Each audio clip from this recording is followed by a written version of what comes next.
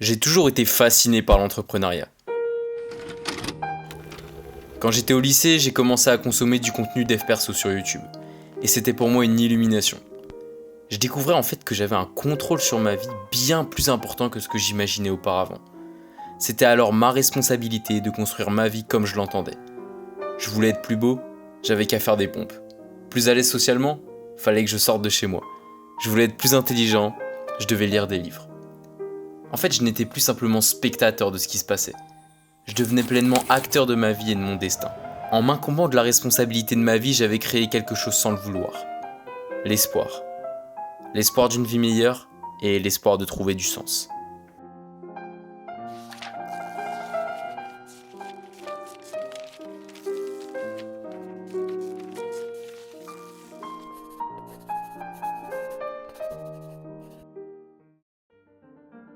Et tu vois, il m'a pas fallu bien longtemps pour comprendre, pour capter en fait que si je fournissais les efforts, si j'appliquais une stratégie qui était adaptée à mes objectifs, et si je me mentais pas à moi-même, si je faisais les choses que je disais que j'allais faire, j'allais pouvoir manifester des trucs cool dans ma vie. J'allais pouvoir façonner un avenir et un futur qui me correspondaient.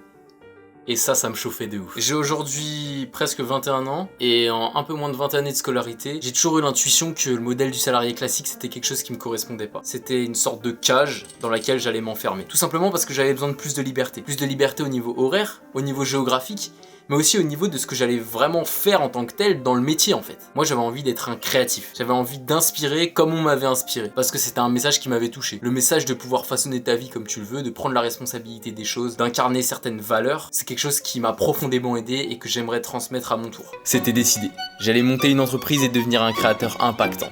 Mon avenir était tout tracé. La réalité m'a très vite rattrapé. Après l'obtention de mon bac, mes parents m'ont forcé à démarrer des études, et d'un certain côté, ils avaient raison.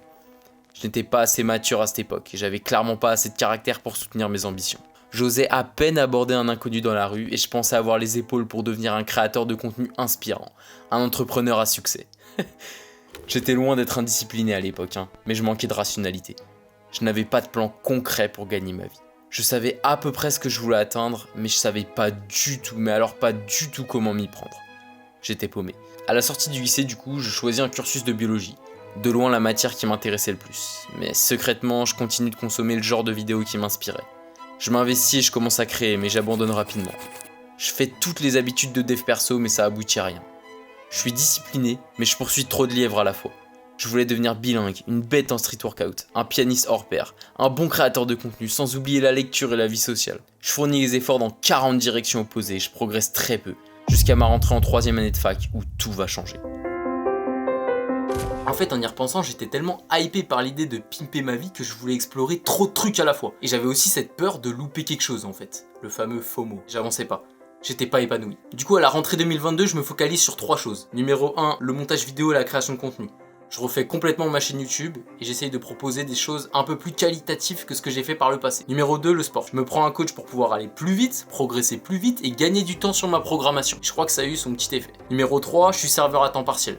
Ça me permet d'avoir des petits revenus le long de l'année pour pouvoir réinvestir dans mes différents projets. Les relations sociales qui me remplissent pas, ça dégage. Le divertissement, ça dégage. Et les études, accessoirement, ça dégage un peu, mais ça reste pour que je puisse quand même valider ma licence. Tout se passe pour le mieux et on est déjà en 2020. Et là, en début d'année, je tombe sur la vidéo d'un créateur qui s'appelle Sylvain Evo. Je suis mieux payé que 96% des Français à 19 ans en suivant ma passion sans même avoir le bac et j'ai même pas l'impression de travailler. C'est décidé, je vais devenir monteur. Je me fais 40 à 50 euros de l'heure pour faire quelque chose qui me passionne. Ça fait des salaires très corrects pour un mec de 19 ans qui a même pas le bac. Je me fais entre 2000 et 2500 euros parce que je veux pas prendre plus de clients, mais si je bossais à plein temps dessus, je pourrais doubler voire tripler mon salaire. Il m'avait toujours manqué cet aspect concret et rationnel. En fait, j'arrivais pas à répondre à la question « Comment tu vas gagner ta vie ?» Mais c'était devenu clair et limpide. Le montage, c'était mon ticket d'entrée vers l'indépendance financière. Du coup, en fait, le plan, il était hyper simple et je te le présente tout de suite. En gros, mon plan, c'était quoi ? Étape 1, je me forme en dehors des cours dans le montage. Je continue d'apprendre des trucs pour monter en compétences, monter mes skills. Et en dehors du sport et des cours, je fais que ça. Je deviens un malade mental. Pour pouvoir accéder ensuite à l'étape 2, la création d'une vidéo banger dans une niche. Donc moi, ma niche, c'était le street lifting, cette vidéo-là, que j'estime être un petit banger à mon échelle, qui m'a fait un petit peu connaître dans la niche, et c'est grâce à cette vidéo que j'ai pu avoir mes premiers clients.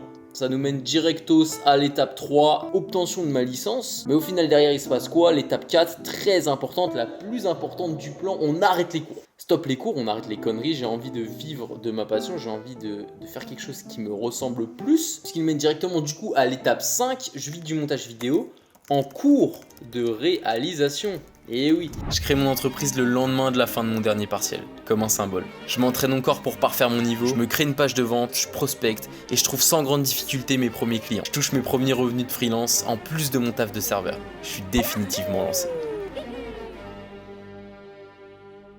Mais la réalité, c'est qu'il n'y a vraiment pas tout qui est rose dans l'entrepreneuriat, et ça, je l'ai très vite compris. En fait, il faut réussir à combattre certains démons qui sont vraiment bien enfouis. Plus tard. Eh gros, tu veux pas faire autre chose, s'il te plaît? Je peux te poser là. T'en as assez fait pour aujourd'hui. Je le ferai demain. Oh, et puis merde. Mais moi, j'ai pas envie de décevoir mes proches. J'ai pas envie de décevoir mes amis, ma famille. J'ai pas envie de me décevoir moi. Moi, j'ai envie de me rendre fier. Je suis de plus en plus convaincu que pour être épanoui en tant qu'homme, on doit sentir au plus profond de notre être qu'on peut compter sur nous, qu'on peut s'appuyer sur nous. C'est littéralement ça. Être un putain de pilier. Et la vérité, c'est qu'actuellement, je suis pas un pilier. Je suis encore chez mes parents. Je suis pas indépendant financièrement. S'il y a problème financier, problème de santé, je peux rien faire. Je sais pas vraiment me battre dans la rue. La vérité, s'il y a embrouille, tu vois. Et c'est pour ça qu'il faut que je sois dur avec moi.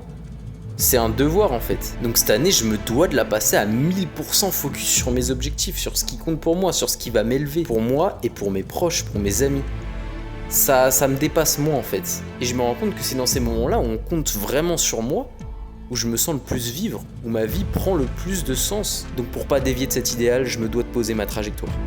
Poser la trajectoire, ça signifie définir parmi des possibilités infinies quelles sont tes priorités. C'est un sacrifice, un réel sacrifice, mais qui est nécessaire et qui t'assure de te diriger et de progresser vers ce qui compte vraiment pour toi. Là, tu vois, pour moi, c'est le début d'une nouvelle vie, d'un nouvel arc. Et je pense que c'est essentiel de faire une introspection de ce que je veux vraiment, pour être certain de partir dans la bonne direction.